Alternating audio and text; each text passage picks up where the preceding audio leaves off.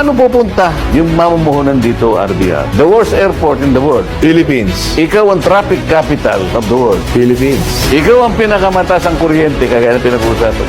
Philippines pa rin yan. Pinakamahal ang internet at pinakamabagal. Philippines. Isip-isipin mo, magse-set up ka lang ng isang korporasyon, pati tanod pumipirma. Anong gagawin?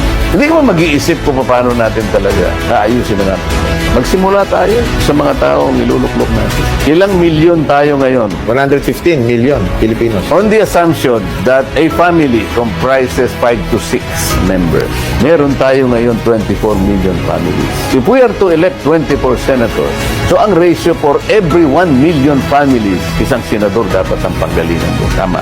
Eh, paano sa isang pamilya mag-ina, halimbawa? Yung pool ng pinagkukunan ng mga senador natin, halos 50 pamilya na magmula noong 1950s. Sila-sila lang din, pabalik ba? Gusto mo ng pagbabago, Abia? Magalang ka ng bago. Tayo rin ang gumagawa ng sarili natin ikapaghihirap. Kasi tayo yung nagluluklok doon sa mga taong numero unong nagpapahirap sa atin. Ang kaso nga lang mga Pilipino, napakahilig natin sa sikat. Hindi natin inaaral yung mga binoboto natin. Paano ang pamamaraan siguro para lalo pang maging matalino yung mga kababayan natin na bumoto? Mass education talaga eh. Ako'y naniniwala kapag naintindihan nila ang katungkulan ng binigyan mo ng kapangyarihan. Halimbawa, sa isang senador, meron akong nakikitang 4 na katungkulan nila. Ano-ano yun? Pangunahin na rito yung tinatawag na legislation. Ito yung paggawa ng batas. Kasing halaga yung pangalawa, ito yung oversight function. Yung oversight, kinakailangan i-monitor mo na yung ginawa mong batas ay natutupad sang-ayon sa kanyang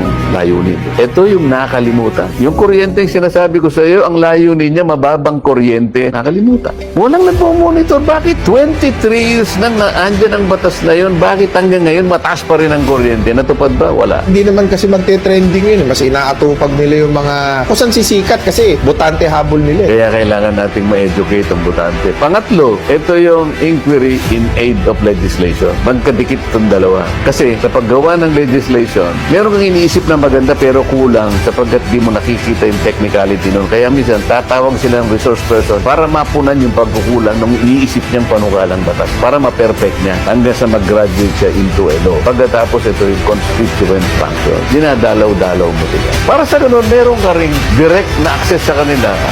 Yung pala na talagang hindi natutupad kasi noon tanong ka. Nangyari po ba ito? Ganyan. Wala po. Ngayon, pupunta ka sa oversight, hindi pala nangyari. Nakumusta mo na sila? Nakaisip ka pa kung anong gagawin. Sa mga senador natin, may nakakagawa ba? Ang nangyayari ganito, hindi oversight eh. Hindi in aid of legislation. Exhibit A, Alice Go ng Bamban. Yes. Nagkaroon ng resolution in aid of legislation, sabi nila, tinutugis nila, pero yung subject matter is human trafficking, illegal detention, at saka torture.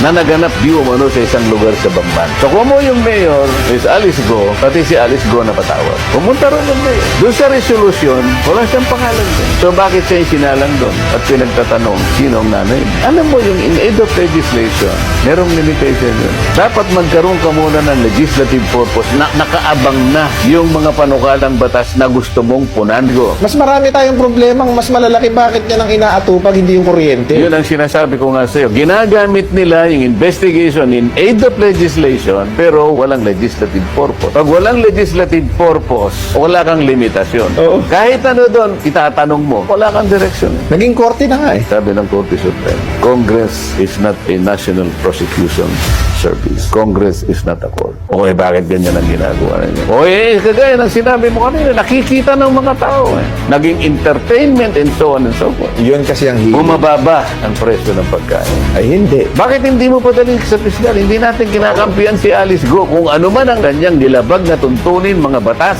Nandyan ang NBI, nandyan ang CIDG. Imbestigahan ninyo, bahala na kayo. I-file ninyo sa korte. Kami ay kongreso. Ang daming aatupagin sa bansa natin, kung eh. Ang dami nga atupagin. Isip-isipin mo, sabi ko nga sa umulan ng 30 minutes sa Kainta, yung mga sasakyan nila ipaparada na sa matataas na lugar na. Sapagkat yung ondoy talaga naging traumatic na experience sa amin yun. Itong Karina, tingnan mo na naman ang yan. Ano ba nangyari sa flood control? Bakit ba ganyan Hindi nangyari? kasi entertainment yan. Hindi entertainment yan. Oo. Kasi maraming masasangkot dun eh. Bakit natin iimbestigahan ang sarili natin? Ito, isa pa to, mapupunta rin sa Senado o napunta na rin sa Senado, yung kay Pastor Kibuloy. Ano Sino ang in aid of legislation dyan, Kong? Yan ang sinasabi ko, bakit sila ang nag-imbestiga doon? Ay, nag-umpisa pa nga yun eh. Kung nakita mo, yung mga ipinresent nilang witness doon sa Senate investigation, nakamas ka. Kung sa korte yun nangyari, pagagalitan ka ng korte, bakit ka? Bago ka tumestigo sa harap ng korte, tataas mo yung kamay mo. Susumpa ka.